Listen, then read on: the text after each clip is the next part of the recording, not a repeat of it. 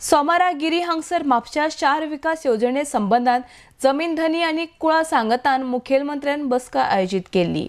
प्रकल्प तयार करपाक काय जणांच्या जमिनी वतात, मात ह्या प्रकल्पांनी सरकार पैसो करतलो असो विषय ना। चडशे प्रकल्प लोकांच्या हिता खातीर आसा। प्रकल्पाचो पयली पुराय प्लॅन काडूनच कामाक हात घालतले म्हण मुखेलमंत्री पर्रीकार उलयला। आर्डिक्स गोवा खातीर म्हापशेच्यान सुशील शुक्ला।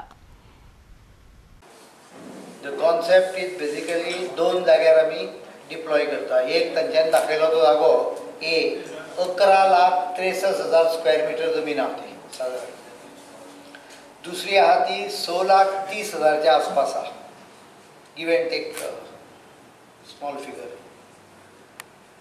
ह्यो दोनूय सायमल्टेनियसली डेव्हलपमेंट चालू करतले आमी।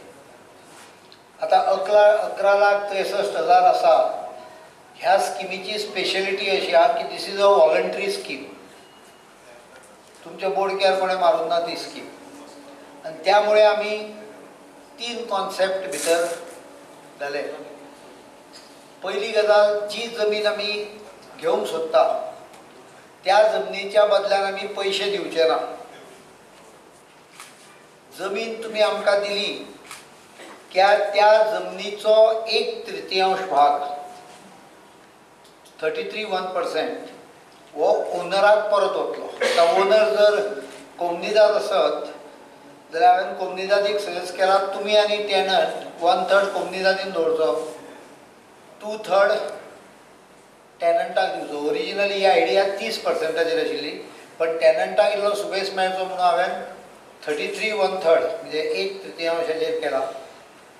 म्हणजे जर कोणाची जागो 3,000 स्क्वेअर मीटर असलो जाल्यार कोमनीदाद आणि टेनंटाक 1,000 स्क्वेअर मीटर परत मेळटली। A lot of exercise has been done on town planning scheme. North Goa Planning and Development Authority जी स्कीम चालू केल्या म्हापसा डाउनटाउन आणि खबारकाजान area, some area of Giri and Kankai has been taken inside.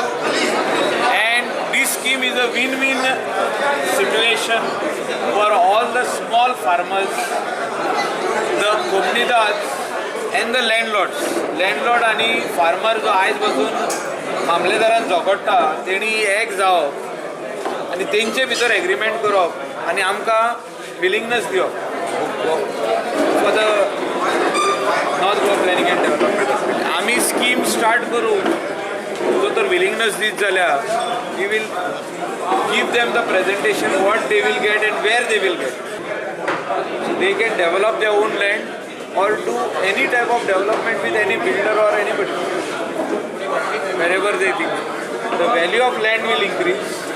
We will have open spaces, so many open spaces. I think substation is required to be built, water treatment plant, sewage system, recreational for the elderly people to sit, some ponds here and there. And all these facilities require land. The 1/3 land which will remain with the government will go for all these facilities.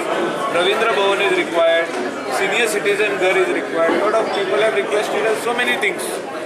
Some people are requesting to decongest Mapsa city, bring the schools here, bring all the government offices under one roof. It is all possible with the land which will remain with the government, one Ghar. Because government will have to also spend money to develop these facilities.